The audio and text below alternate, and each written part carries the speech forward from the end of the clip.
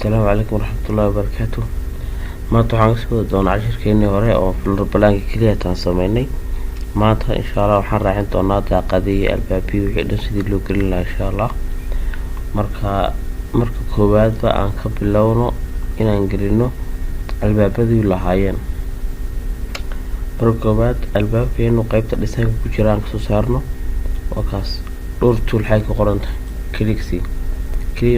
ama double click bas si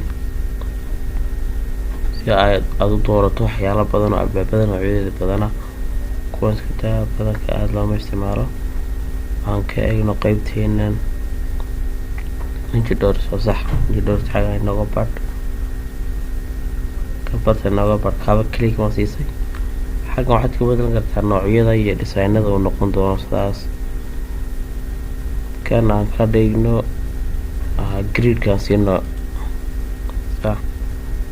preview and position. qaybta kor waxay ku sheegaysaa waa dimensionada waxyaalaha uu noqonayo.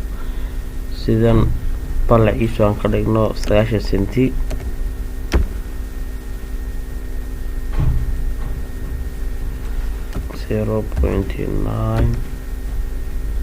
darkiisana 2 bisgada xaga ku diidaya 1 bisgada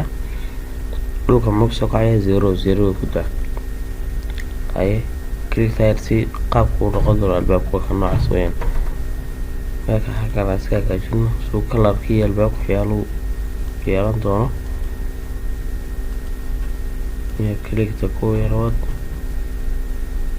3D projection qaxgeed click ta si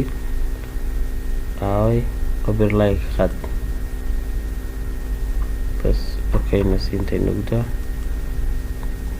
lookiin oo number tag noo geli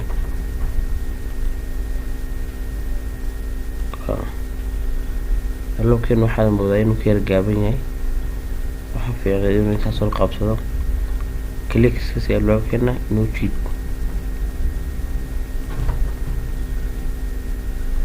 kana si xagga u jiidin cash sax halka 3D gara taan aynu qaabku inoo noqonayo.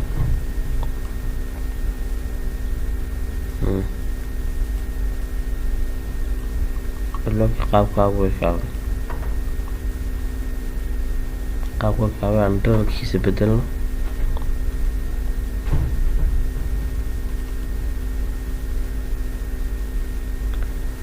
intuu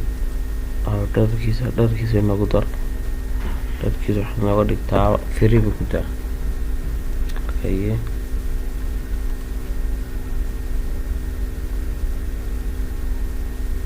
dhulkan yar uu kaasan yahay ayaan iska bedelo waa sax. aan ka dhigno 2.8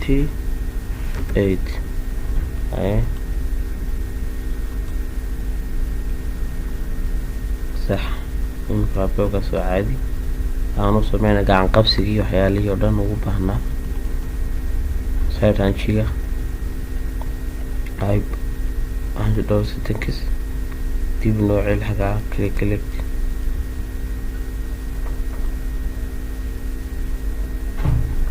اوكا عند هاندلك نوعين كريقنا كابو قدا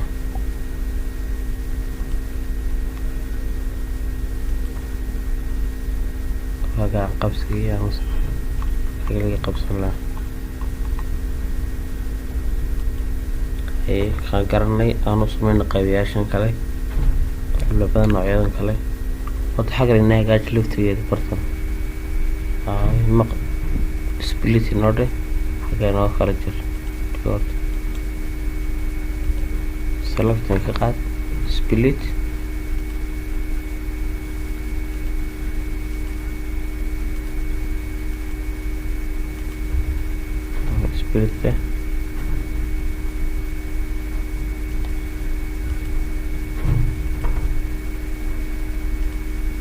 tidaknya split deh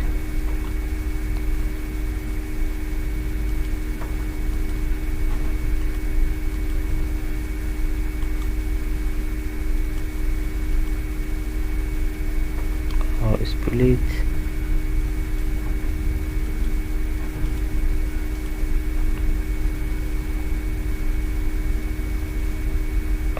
wuu diidan yahay.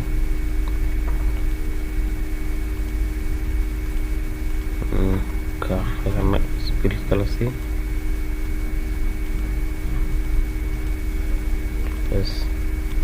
inta delete naga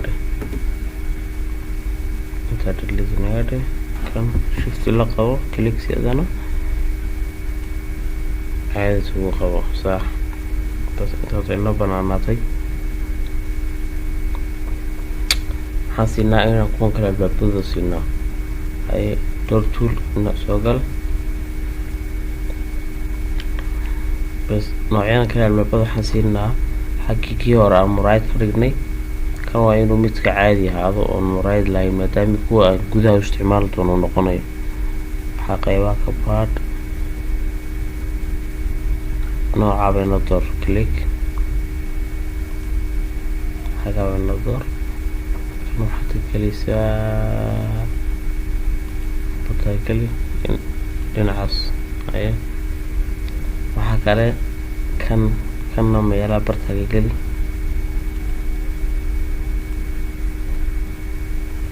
kanna bartaga geli nearward haye ka store kaana mid laga geli isagana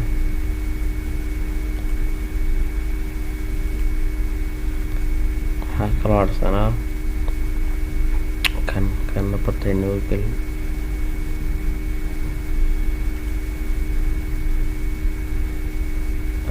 waxaa kala hadhay suuligan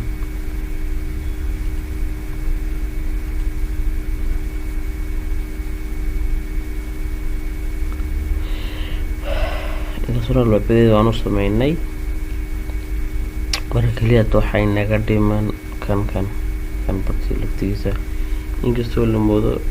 inay xaggan aad noogu yaryar tahay. waxaan bedeli doonaa insha allah dimensionadiisaan ka bedeli doonaa click c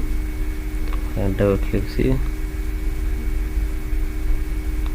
ama waxaa sameyntaaba adoo tirada waxba bedelin barta click soo sii yarkaa soo dheh markaa saxdii caadi ah si aan haddii aan rab kan si aan albaab u gelino qolkan marka la galayo si aan kaa laftigiisa dimensionadiisa waxyaalihiisa wuxuu wato dhan aan u doorno kaa click c calaamada yare pick up taabo markii blue noqdo click c isagoo baashiisa sidiisa ugu soo qaadanaya kaa cabirkiisii waxyaalihiisa wixii oo dhan uu wato dhan ku hoosinaya. bas imika waxay naga dhiman albaabada ma wada gelinay waxaa dhiman un albaabka weyn kan dibadiisa laga soo geliyay oo waxaan kaa ka dhigi doonaa insha allah mid albaab weyn oo laba fardadood leh laba fardadood laan ka dhigaynaa isaga albaab laba fardadood la xaqay noga door bismillah hay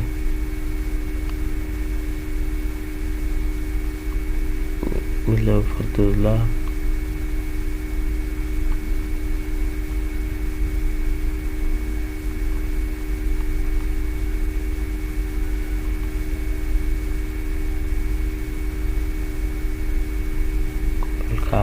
aan ku jaabino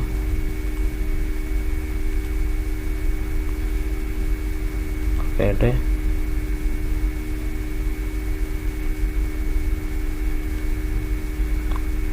dhigaan aynu qaabku noqdo dherarkiisa bal waxyaalaan ku darno yar kor inoogu jiid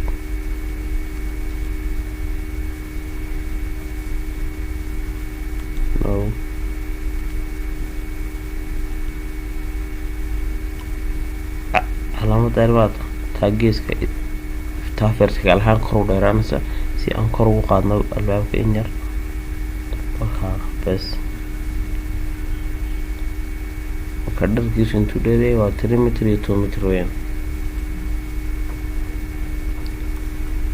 albaabadii markaa waan dhamayn gebigooda kuwasaabay noqonayaan kuwii gudaha aan naga eegno marka albaabadaasay noqonayaan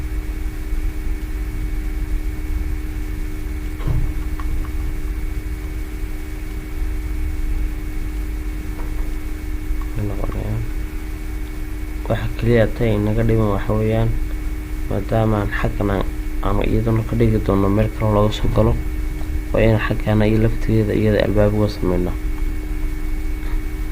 xagga lafteeda waa in albaab qaataan albaabada saan qaadano xagga inoo soo daro albaab kale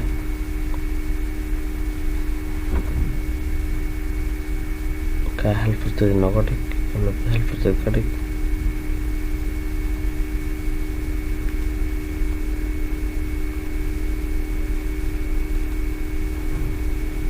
qaybtaan nooga dhig bismillah waxaa la moodaa inuu ku yara dheer yahay sidii calaamad arrowda inoo soo door albaabka cliksi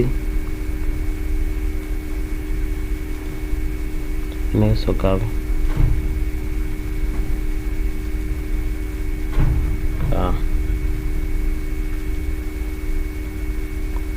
waxaa kaloo sameynaa xagga laftigeeda iyadana waa inuu albaab kale inoo soo galo qaybta laftigeeda waa inuu albaab kale aan soo gashano oo kaas qaybta korka calaamada wareegga aan ka dayno oo mid iska toosan isaga caadi ka sameyno kaasoo kaleba oo ka dhigno aye sax kaynoo dheh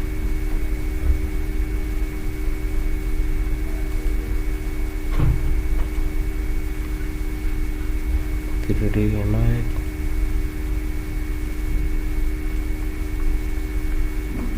albaabkaas wuxuu u fiican yahay mid laba fartadood leh mid laba fartadood leh nagu bedel cliksi xaga dhaba cliksi waxaan ka dhigaynaa kaa laba albaab laba fartadood leh laba fartadood laan ka dhigaynaa kaas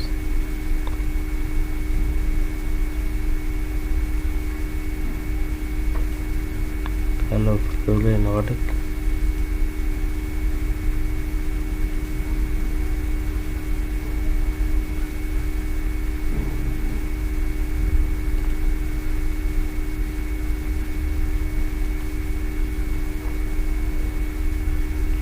صح أفهمك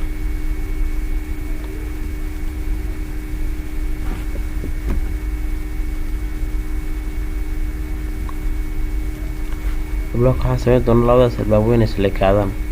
kan dharkiisa imsaan ka dhignay imsuu kor u dheer yahay kor wuxuu u dheer yahay 3 mitir kan laftigiisana waa inaan 3 mitir u dhigno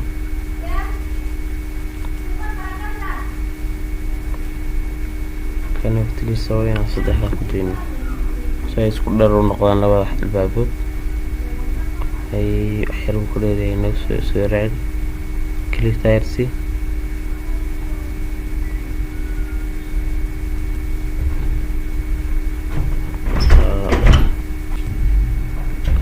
waxaan sameynaa xaggan suuliga toiletka waxaan ka dhignaa laba mid dhinacan qolkan jiifka ku banaan oo waxbartaas meelahaas aan ka geli doono albaabkiisa meelaha ka gelino iyo kan oo qayb ahaan oo dhinaca dibadda si guud ahaan dad familku isticmaali karaan sidaas u sameyno waa inaan albaabkaas oo kale soo qaado gidaarna soo qaadano barta dhexda badalkaas inoogu qabo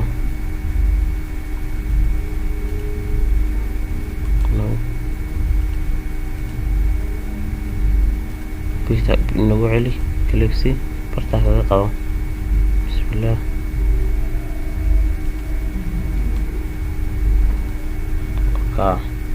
albaabka kiisoo kale aan gelino calaamada pickupta inoo soo qaad taabsi albaabkiisa barta aan ka geli toiletkaas xagaa maxay noo noqdeen marka laba toilet oo mid uu isticmaalayo qolkan jiifka saa loogu galayo iyo midoo kanoo gaarkiisa ah marka maxay noo dhiman marka cashirkeena intaa gudin doona insha allah waxaan kasii bilaabi doonaa daaqadaha iyo sida loo isticmaalo cashirka dambe ku isticmaalo. Assalaamu calaykum waraxmatullahi wabarakaatuh.